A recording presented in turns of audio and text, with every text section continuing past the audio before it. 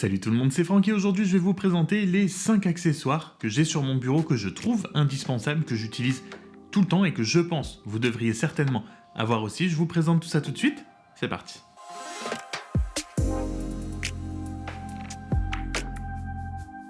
Et aujourd'hui je vous présente donc juste quelques accessoires, je ne vous fais pas du tout, c'est pas la vidéo de mon setup 2022, ça viendra un petit peu plus tard, je pense qu'il y a quelques améliorations qui vont arriver d'ici les prochaines semaines. Dès que ce sera prêt, ne vous inquiétez pas, la vidéo sortira.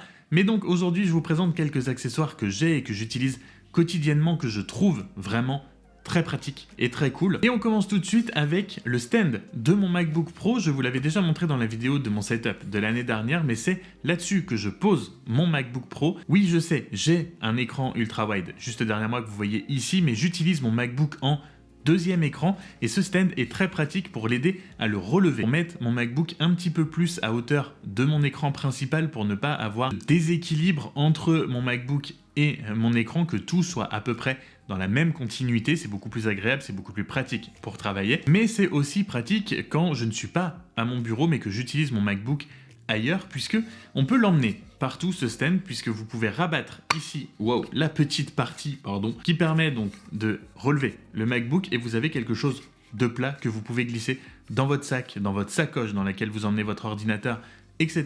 Pour travailler, c'est quand même beaucoup plus ergonomique, c'est beaucoup plus agréable. Évidemment, vous aurez des liens en description si jamais vous voulez aller voir certains des accessoires que je vais vous présenter, donc n'hésitez pas. Parlant d'ergonomie ou d'être plus agréable pour les yeux, je vous en ai parlé il n'y a pas très longtemps, la meilleure lampe de bureau, la Screenbar BenQ Halo. Alors, ce n'est pas ça, c'est ce que vous voyez sur mon écran, posé sur mon écran juste ici, ça c'est la télécommande pour le contrôler. Je vous l'ai dit, je vous en ai parlé il n'y a pas longtemps, j'ai fait une vidéo dédiée sur cette lampe tellement je trouve que c'est un accessoire indispensable maintenant avec le télétravail, notamment quand on fait des très longues sessions de travail sur l'écran. La Screenbar Halo, c'est donc une lampe de bureau qui ne prend aucune place et qui surtout vous aide à réduire la fatigue oculaire et qui vous éclaire votre plan de travail devant vous avec une lumière de très grande qualité que vous pouvez régler en intensité ou en chaleur. Elle a aussi maintenant une lumière à l'arrière qui éclaire derrière votre écran. Bref, je vous l'ai dit, j'ai fait une vidéo, une review complète de cette Screenbar que vous pouvez aller voir. Vous aurez beaucoup plus de détails, beaucoup plus d'infos, mais c'est quelque chose que maintenant j'utilise quasiment tout au long de la journée. Du moins, j'ai un appartement très sombre, donc j'ai très vite plus assez de lumière à l'intérieur de mon bureau, donc la Screenbar est allumée très souvent et elle me sauve les yeux. Vraiment, ça fait un bien fou quand on est devant l'écran d'avoir cette Screenbar là. C'est un petit peu cher, je l'admets, mais pour tout ce qu'elle fait et pour tout le bien qu'elle apporte, je pense que c'est justifié. Et de toute façon, comme d'habitude, vous avez d'autres alternatives, mais celle-là en particulier est une très bonne Screenbar. En troisième accessoire, on va parler chargeur sans fil. Alors j'ai personnellement une base MagSafe de Satechi où je pose mon téléphone qui est clippé du coup avec MagSafe, avec les aimants, donc je peux l'utiliser en vertical. C'est pas le cas de tous les chargeurs sans fil, mais on a toujours notre téléphone sur nous. Moins de fil on a, mieux c'est, et avoir un chargeur sans fil où on peut poser son téléphone dès qu'on arrive, on s'installe à son bureau, on peut poser son téléphone et hop, il charge. J'étais un petit peu sceptique de MagSafe, je suis totalement convaincu.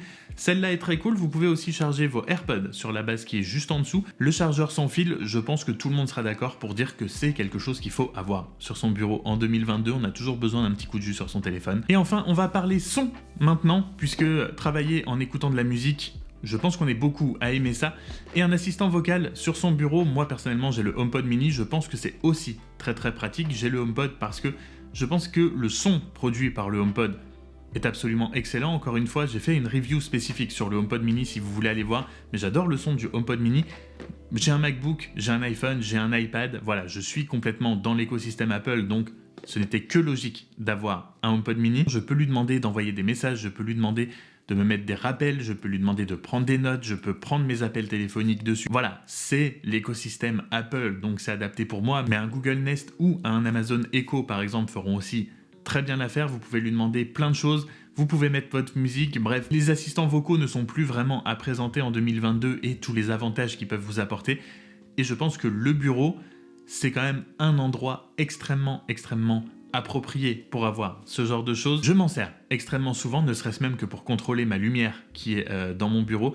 C'est par là que je passe, j'ai un interrupteur mais j'utilise très souvent ma voix. Donc je pense qu'avoir un assistant vocal dans son bureau, l'essayer, c'est l'adopter, mais on va dire un petit peu comme dans toutes les pièces d'une maison où on pourrait mettre un assistant vocal, mais peut-être que vous écoutez la musique sur votre assistant, sur votre enceinte, mais que vous n'avez pas toujours envie de partager votre musique avec les autres ou qu'il y a d'autres personnes à l'intérieur de chez vous ou que vos voisins font des travaux par exemple.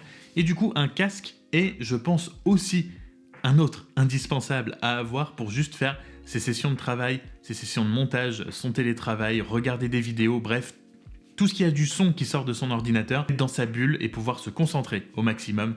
C'est quand même hyper important. J'ai personnellement les Sony WH-1000 XM3. Dites-moi si ça vous intéresserait que je fasse une review des XM3 en 2022. Je sais qu'il y en a déjà des tonnes, c'est pour ça que j'en ai pas fait encore, mais dites-moi si jamais c'est quelque chose qui vous intéresserait. Je suis fan de ces XM3. Vraiment, la réduction de bruit, j'étais jusque-là avec mes AirPods Pro. Je les utilise beaucoup moins, mes AirPods Pro, depuis, bizarrement. La réduction de bruit n'a absolument rien à voir. C'est 100 000 fois supérieur. Ils sont extrêmement légers, donc quand vous les portez sur des longues sessions de travail, juste pour écouter de la musique par exemple, on les sent pas. Ils sont vraiment très légers, ils sont hyper confortables, les coussins sont hyper moelleux, le son est absolument génial. La batterie dure aussi extrêmement longtemps, point très important justement, puisqu'on parle de longues sessions de travail, la batterie, vous n'aurez pas de problème, ça sera largement plus qu'une journée, donc vous aurez largement le temps de les recharger entre 2 sessions d'écoute. Et surtout, comme je l'ai dit, ça permet vraiment de se mettre juste dans sa bulle, de pouvoir se concentrer un maximum et d'être hyper productif.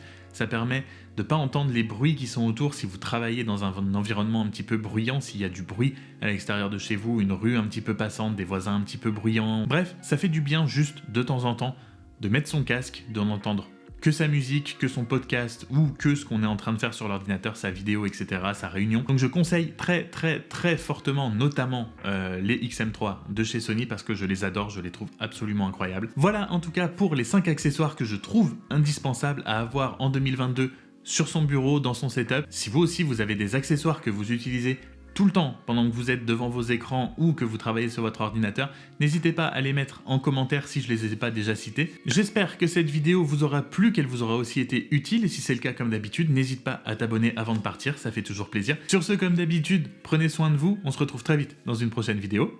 Salut!